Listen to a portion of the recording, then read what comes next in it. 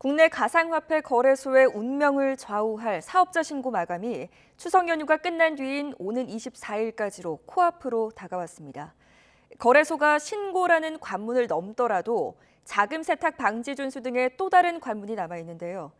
가상화폐의 제도권 진입은 여전히 산 넘어 산, 갈 길이 멀어 보입니다. 보도에 김상우 기자입니다.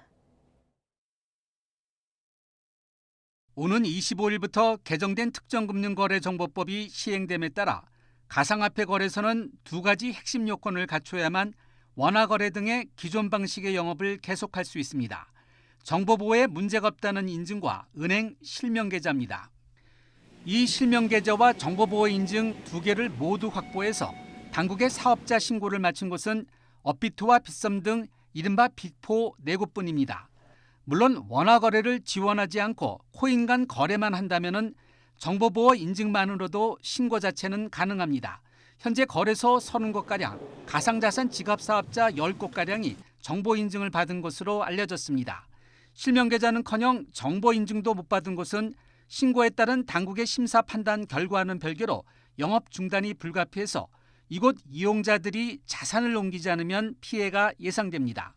2019년 100만 명도 채 안 된 가상화폐 투자자는 현재 무려 660만 명가량이나 됩니다. 거래소는 신고라는 1차 관문을 넘어도 자금 세탁 방지 준수 등의 2차 관문을 통과해서 이를 계속 이어갈 수 있어야만 지속적인 영업이 가능합니다. 금융당국이 걱정하는 자금 세탁 방지에 대한 방지를 위한 여러 가지 조치를 취하고 있고요.